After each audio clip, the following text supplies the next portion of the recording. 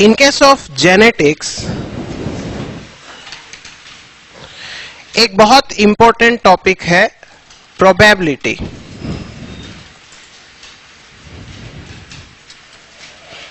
However probability बहुत vast topic है, यहां से बहुत सारी चीजें निकलती हैं, लेकिन हमें क्या करना है, उतना ज्यादा नहीं पढ़ना। जेनेटिक्स के केस में जो प्रोबेबिलिटी है, जेनेटिक्स के केस में कितने टाइप के न्यूमेरिकल्स बनते हैं प्रोबेबिलिटी से, प्रोबेबिलिटी क्या होती है, कैसे हम इसको यूज करेंगे, वो सारी चीजें हम डिस्कस करेंगे। अगेन हम कह रहे हैं कि प्रोबेबिलिटी बहुत वास्ट टॉपिक है, हमें सारी चीजें यहां डिस्कस नहीं करनी, हमें उतना पोर्शन डिस्कस कर लेना है जितने से हमारा क्वेश्चन सॉल्व हो जाएगा आराम से।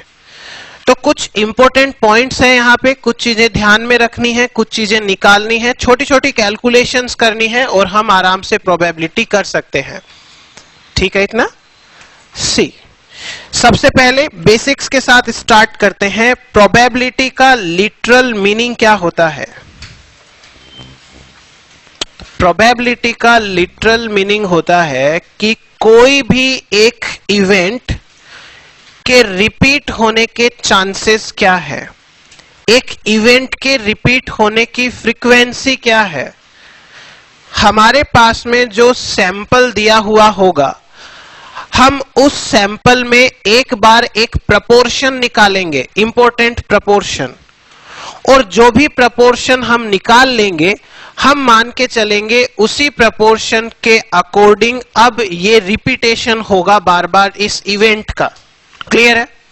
सो हमारे पास में जो भी डाटा है, उन डाटा से सबसे पहले हमको एक प्रपोर्शन निकालना है। And what is proportion? Simply proportion is A division, और प्रपोर्शन का मीनिंग होता है टोटल में से रिक्वायर्ड या टोटल में से डिजायर्ड अमाउंट क्या है। क्लियर है? हमारे पास में हमने एक देखा था मोनोहाइब्रिड क्रॉस, जो मेंडल ने किया था।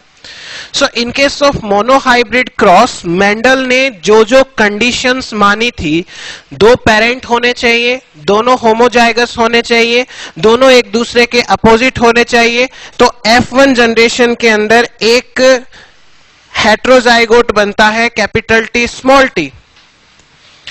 इस F1 जनरेशन के हेट्रोजाइगोट की जब हम सेल्फिंग करवाते हैं, तो सेल्फिंग की वजह से 4 टोटल प्रोजेनीज बनते हैं, पॉसिबल प्रोजेनीज बनते हैं, capital T, capital T, capital T small t, capital T small t and small t small t। Is that clear? तो हमारे पास में अभी के सैंपल में टोटल 4 प्रोजेनीज है। तो जितना डाटा हमारे पास में अवेलेबल है, उस डाटा को हम डिवाइड कर लेंगे डिफरेंट प्रपोर्शंस में। तो इस डाटा के अकॉर्डिंग कैपिटल T की प्रोबेबिलिटी कितनी है? 1/4। Similarly capital T small t की प्रोबेबिलिटी कितनी है? 1/2 और 2/4। एंड स्मॉल t की प्रोबेबिलिटी कितनी है? 1/4। इट मीन्स कि अगर आप मेंडेलियन एक्सपेरिमेंट करते हैं, अगर आप मेंडेलियन मोनोहाइब्रिड क्रॉस करते हैं और उस क्रॉस में से 4 प्लांट सेलेक्ट करते हैं, तो एक प्लांट कैपिटल T मिलेगा।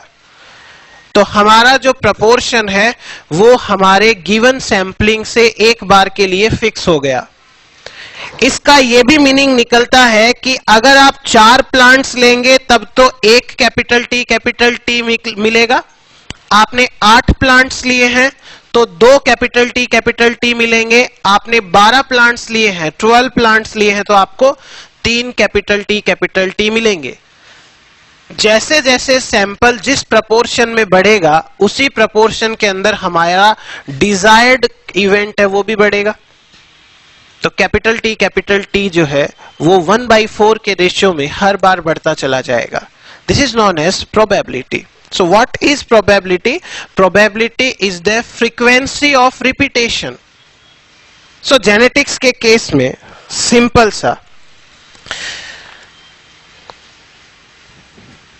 probability, write down probability is the frequency of repetition of an event.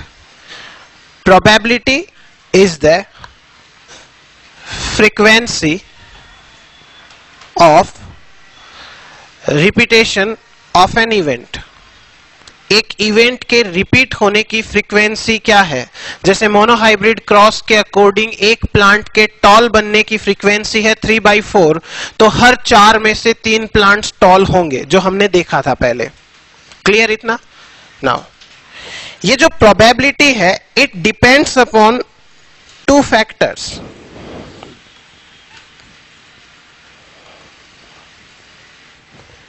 Factor number 1 is the chance of event. Factor number 1 is the chance of event, and factor number 2 is the number of ways in which the event can be made. Event can be made. कितने तरीके से हम वो काम कर सकते हैं, उसको कहते हैं number of veg. For example, in case of Mendelian monohybrid cross, एक प्लांट के टॉल होने के चांसेस 3/4 है. तो टॉल होने का चांस, इवेंट होने का चांस कितना है? 3/4. बट ये 3/4 कितने तरीके से आ सकता है? ये 3/4 3 तरीके से आ सकता है. सी कैसे? पहला तरीका है कि इस प्लांट के फादर से भी कैपिटल टी आए, इस प्लांट के मदर से भी कैपिटल टी आए, तो ये टॉल हो सकता है. दूसरा तरीका है, इस प्लांट के फादर से कैपिटल टी आए लेकिन इस प्लांट की मदर से स्मॉल टी आए, तो भी टॉल हो जाएगा. एंड थर्ड, इसके फादर से स्मॉल टी आए लेकिन मदर से कैपिटल टी आ जाए, तो भी ये कैसा हो जाएगा? टॉल हो जाएगा. दैट मीन्स कि ये कंडीशन और ये कंडीशन एक प्लांट को टॉल बनाती है. तो टॉल होने के चांसेस क्या है और कितने तरीके से ये टॉल बन सकता है, इस बात पे डिपेंड करेगी हमारी probability. So as per the CSIR requirement हमें क्या क्या चीजें देखनी है वो देखें. चलिए हम प्रोबेबिलिटी का एक सिंपल सा फॉर्मूला बनाते हैं और उसको और सिंप्लीफाई करते हैं. See, probability P means number of ways multiplied by chances of all the events. Chances of all the events. All the events का मीनिंग क्या? आपने ये तो कह दिया कि एक प्लांट के टॉल होने की प्रोबेबिलिटी 3/4 है, तो 4 में से 3 प्लांट्स तो टॉल हो गए, लेकिन वो 4th प्लांट का क्या, जो ड्वार्फ रह गया? तो हमें ऐसा कभी नहीं करना कि टॉल प्लांट की ही प्रोबेबिलिटी को कंसीडर करना है. अगर आप 4 प्लांट्स ले रहे हो तो आप ड्वार्फ की प्रोबेबिलिटी को भी कंसीडर करेंगे, तब जाके हमारा करेक्ट आंसर निकल के आएगा, वरना हम गलतियां कर जाते हैं. सो इन गलतियों को अवॉइड करने के लिए हमें ध्यान में रखना है, जितना टोटल नंबर ऑफ सैंपल है, हमें सबकी जो है वो चांसेस के इवेंट्स लेने हैं. सी, आपको ये कहा गया है कि in a family there are 3 children. Okay, एक फैमिली है जिसमें 3 चिल्ड्रन है. What is the probability of being 2 boys 1 girl? 2 boys and 1 girl, क्या प्रोबेबिलिटी है? इसको हम दो तरीके से सॉल्व करेंगे। कंडीशन नंबर 1, इस फैमिली के अंदर 2 बॉयज हैं और एक गर्ल है। कैसे पॉसिबल हो सकता है? नंबर 1, पहला चाइल्ड बॉय हो, दूसरा चाइल्ड भी बॉय हो और तीसरा चाइल्ड गर्ल हो, एक तरीका। नंबर 2, पहला चाइल्ड बॉय हो, दूसरा चाइल्ड गर्ल हो और तीसरा चाइल्ड बॉय हो, दूसरा तरीका। एंड थर्ड, पहला चाइल्ड गर्ल रहा हो, दूसरा चाइल्ड बॉय, तीसरा चाइल्ड बॉय, तीसरा तरीका। इससे ज्यादा कोई और वे हो सकता है पॉसिबल? नहीं। So the number of veg कितना आया? 3। सो 3 is the number of veg. तो हमारे फॉर्मूला के अकॉर्डिंग एक वैल्यू हमारे पास में आ गई है, number of veg. Now what is the chances of all the events? Total number of event कितने हैं यहाँ पे? 3 चिल्ड्रन है, 3 इवेंट है। पहले चिल्ड्रन के चांसेस क्या है, दूसरे के क्या है एंड तीसरे के क्या है? So due to the fact कि नॉर्मली 2 सेक्स होते हैं और 2 में से एक होता है बॉय और एक होता है 2 में से गर्ल। सो बॉय होने के चांसेस क्या है? 1/2। गर्ल होने के चांसेस क्या है? 1/2। हमें क्या चाहिए? Boy and girl. क्लियर? हम यहां एंड यूज कर रहे हैं। प्रोबेबिलिटी में एंड का मीनिंग क्या होता है? मल्टीप्लीकेशन करना। सो हमें चाहिए एक बॉय एंड दूसरा बॉय एंड एक गर्ल। तो हम क्या करेंगे? 1/2 एंड 1/2 एंड 1/2। तो ये कितना आया? 1/8। तो हमारे पास में दूसरी वैल्यू भी आ गई। नंबर ऑफ वेज निकाले हमने 3 और अब हमने chances of all the events निकाले 1/8। दोनों वैल्यूज को पुट करेंगे तो प्रोबेबिलिटी होगी 3 × 1/8, 3/8। सो एक फैमिली के अंदर 2 बॉयज हो और एक गर्ल हो, उसकी प्रोबेबिलिटी कितनी होगी? 3/8 होगी। क्लियर है? इस फॉर्मूला को अगर हम यूज ना करें तो इसी फॉर्मूला को हम ब्रॉड लेवल पे कैसे देख सकते हैं, जो कि छोटे कैलकुलेशन के लिए ठीक है लेकिन बड़े कैलकुलेशन के लिए ठीक नहीं है। ये जो फॉर्मूला है ये अच्छा है, शॉर्टकट है, हम इसे ही याद करेंगे। एक चीज समझिए, हमारे पास में 3 चिल्ड्रन है, 3 में से 2 को बॉय कंसीडर करना है और 1 को गर्ल। कितने तरीके से पॉसिबल है? बॉय बॉय गर्ल, या बॉय गर्ल बॉय, या फिर गर्ल बॉय बॉय। यही तो है। आपको कहा गया आपके सामने 3 तरीके हैं जिनसे आपकी गिवन कंडीशन सेटिस्फाई होती है। आप 3 में से कौन सा पिक करोगे?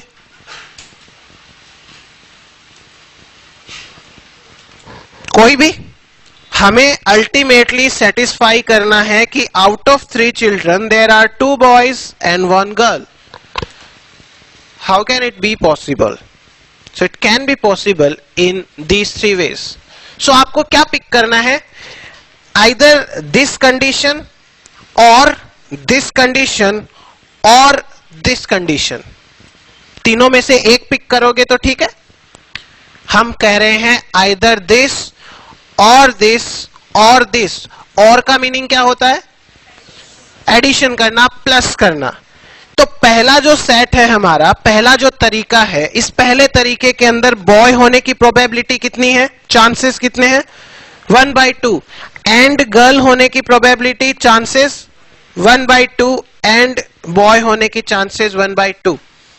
सिमिलरली दूसरा है 1/2 एंड 1/2 एंड 1/2। थर्ड भी है 1/2 एंड 1/2 एंड 1/2। Got it? और आपको इन तीन में से कोई एक सेट पिक करना है. सो दिस सेट और दिस सेट और दिस सेट, प्लस लगा दिया हमने.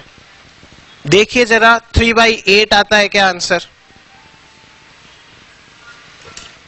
तो इस सेट की प्रोबेबिलिटी है 1/8, इसकी भी 1/8 और इसकी भी 1/8. आप ले सकते हैं दिस सेट और दिस सेट और this set. 3/8 is the answer. Clear हुआ ये? सो हम प्रोबेबिलिटी जब कभी चेक करेंगे तो दो तरीके से कर सकते हैं. या तो ये वाला मेथड जो कि बहुत लंबा होगा, हम नहीं कर पाएंगे. यहां पे सिर्फ 3 चिल्ड्रन थे, 4 होते या 5 होते तो बहुत प्रॉब्लम हो जाती. सो उसके लिए हम हमारा फॉर्मूला यूज करेंगे, number of veg multiplied by chances of all the events. तो आंसर सेम आएगा. अब यहां पे जो लिखा हुआ है नंबर ऑफ वेज, ये नंबर ऑफ वेज भी कैलकुलेट करना डिफिकल्ट होता चला जाएगा अगर सैंपल के अंदर नंबर ऑफ इंडिविजुअल्स बढ़ेगा. जैसे कि यहां पे 3 चिल्ड्रन है, अगर 4 चिल्ड्रन होते तो सी 4 चिल्ड्रन, और 4 में आपको कहा जाता है कि 2 बॉयज हैं एंड 2 जो है वो गर्ल्स हैं. 2 बॉयज एंड 2 गर्ल्स. आप क्या करते? बॉय बॉय गर्ल गर्ल एक तरीका, और बॉय गर्ल गर्ल बॉय दूसरा तरीका, या फिर गर्ल बॉय बॉय गर्ल तीसरा तरीका, या फिर double girl double boy fourth तरीका, या फिर बॉय गर्ल ये फिफ्थ, या फिर गर्ल बॉय ये 6. ये मैक्सिमम 6 तरीके होते हैं. 5 इवेंट होते तो, 6 होते तो, 7 होते तो पॉसिबल नहीं है हमारे पास में कॉम्बिनेशंस बनाना. सो हम क्या करते हैं, नंबर ऑफ वेज के लिए एक सिंपल फॉर्मूला बना लेते हैं. Number of ways equals to NCR, where N is the total number of events or maximum number of events. N is the maximum number of events, where R is the required number. R is the required number of events. ये required number है. How?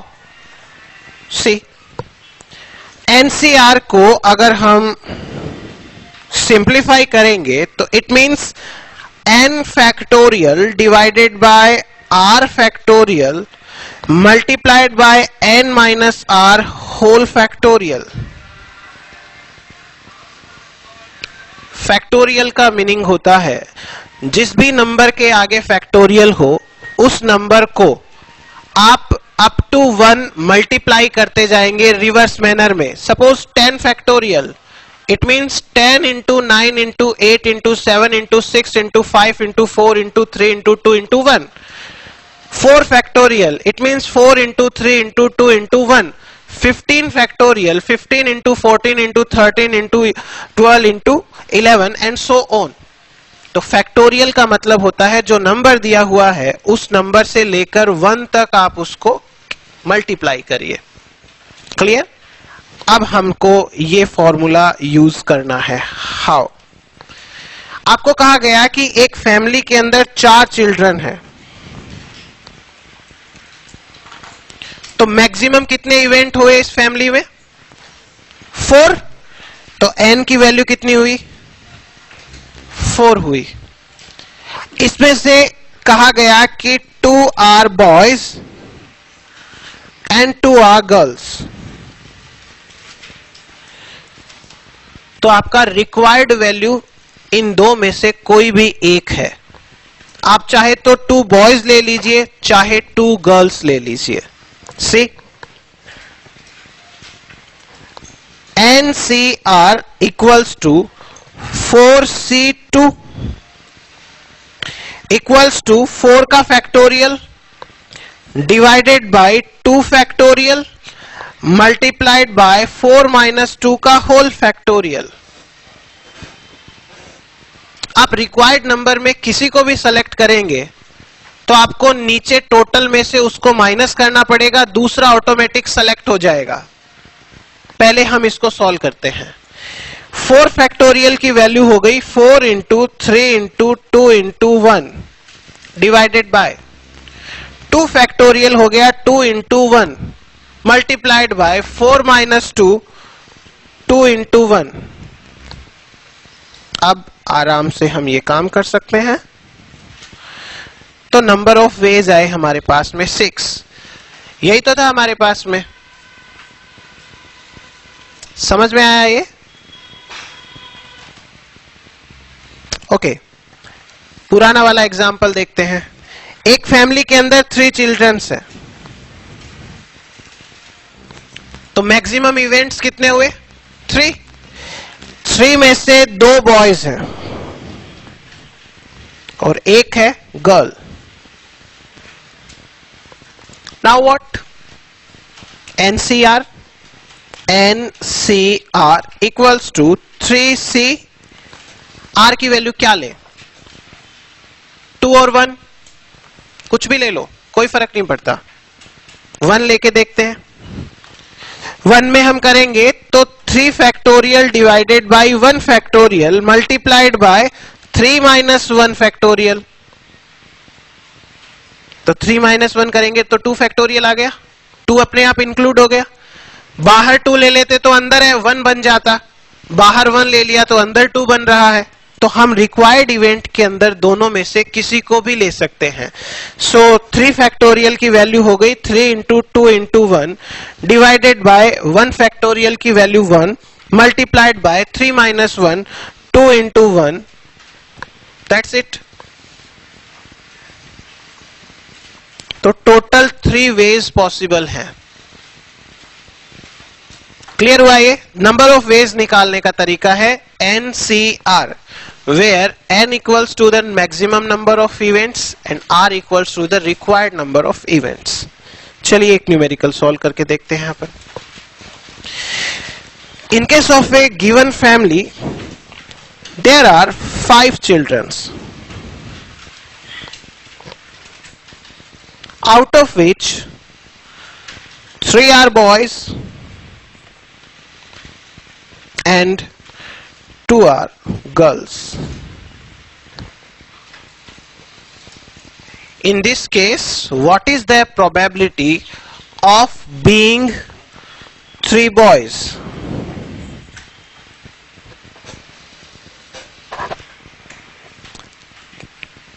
What is the probability of being 3 boys?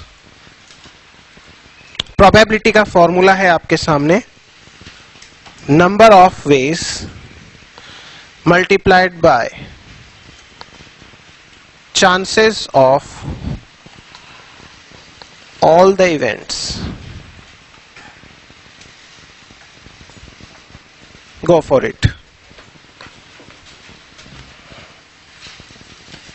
Combinations अब बनाने थोड़े difficult हो जाएंगे, सो हम combination तो नहीं बनाएंगे। नंबर ऑफ वेज निकालेंगे हम NCR के साथ में। सो NCR के अंदर आप वैल्यू रखेंगे 5, तो हो गया total number of event. R की जगह क्या रखना है बताइए? 3 रख देते हैं, कोई बात नहीं, 3 रख दिया। जैसे ही 3 रखा हमने, ये आया 5 factorial divided by 3 factorial multiplied by 5 minus 3 factorial. 5 factorial की वैल्यू क्या होती है?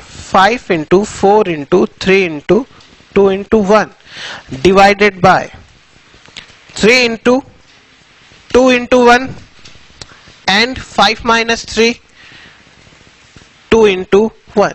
सी 3 2 1 3 2 1, 2 से 4 गया 10। तो टोटल 10 पॉसिबल वेज हैं आपके पास में। अब इन 10 पॉसिबल वेज में नंबर ऑफ वेज है 10 multiplied by chances of all the events. यहां पे आप थोड़ा ध्यान रखिएगा। सी, जब हमको क्वेश्चन में ये पूछा गया है what is the probability of being 3 boys out of 5, तो जब 5 में से 3 बॉय बन गए तो 2 क्या है बाय डिफॉल्ट गर्ल है। हमें गर्ल की प्रोबेबिलिटी भी लेनी पड़ेगी। बॉय होने की प्रोबेबिलिटी कितनी है? हाफ, 1/2, और गर्ल होने की प्रोबेबिलिटी भी हाफ। हम ये नहीं कहेंगे कि chances of all the events जो है वो 3 है, क्योंकि हमको 3 बॉयज के लिए पूछा था तो हमने 3 लिख दिया। यहां पे 5 चिल्ड्रन है तो 5 प्रोबेबिलिटी या 5 चांसेस लिखने पड़ेंगे। सो ये आएगा इस तरीके से। आपको 3 बॉय होने की प्रोबेबिलिटी तो लेनी ही है ऑब्वियसली, लेकिन उसके साथ साथ आपको वो 2 गर्ल्स की प्रोबेबिलिटी भी लेनी पड़ेगी, तब आपका करेक्ट आंसर आएगा, वरना गलत कर जाओगे आप। सो ये कितना आया? 5 divided by 4, 16. Your answer is 16. 5/16.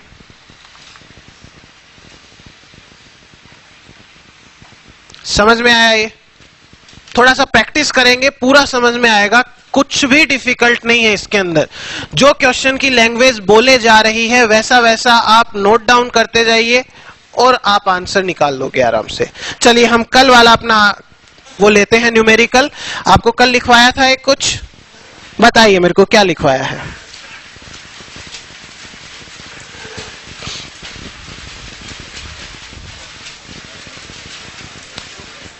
आप में से कोई भी एक जो है स्टूडेंट बोल दीजिए मुझे, लैंग्वेज बोलिए क्या लिखी है हमने।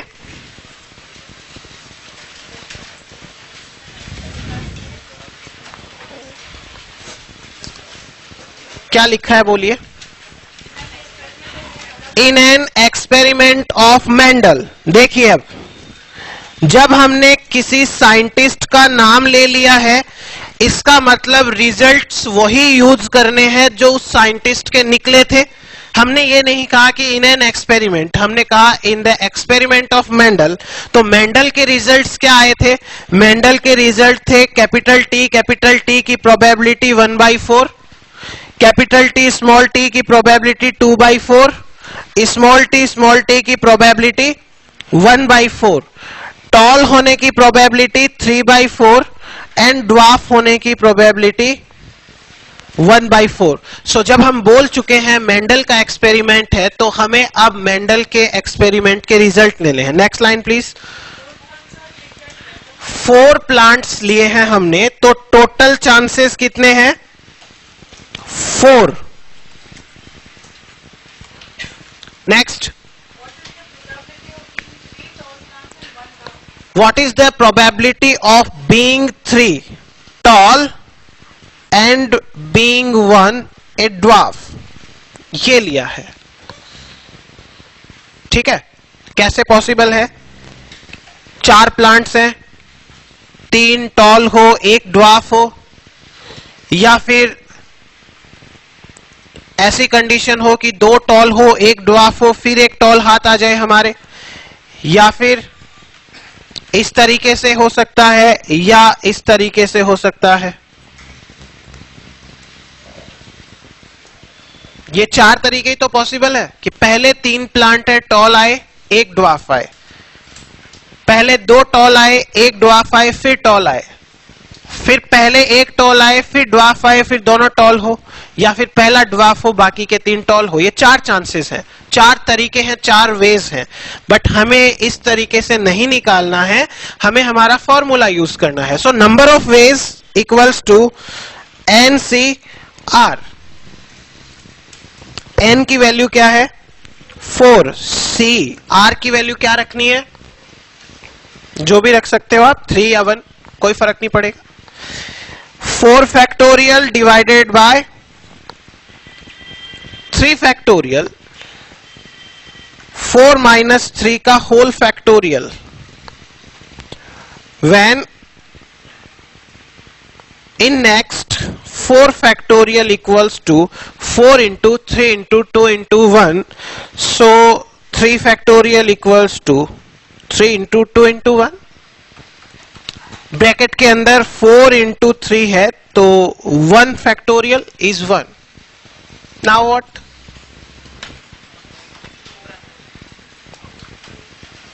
नंबर ऑफ वेज आ गए 4, वही तो आए हैं ये वाले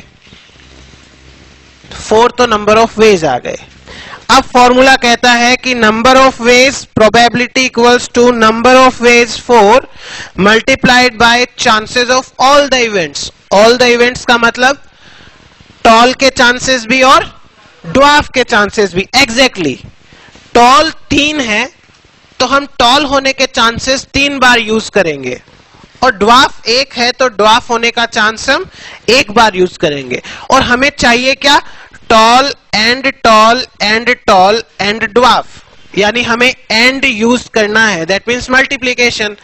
और हमने क्वेश्चन की लैंग्वेज में पहले ही बोला था in an experiment of Mendel, तो मेंडल के एक्सपेरिमेंट में टॉल होने की प्रोबेबिलिटी 3/4 एंड टॉल होने की 3/4 एंड टॉल होने की 3/4 एंड ड्वार्फ होने की 1/4. इजी है बिल्कुल से. तो 4 से 4 कट, ये आ गया आपका 27 और ये आ गया 64. That's your answer. क्लियर है? इतना समझ में आया ये? चलिए, थैंक यू वेरी मच.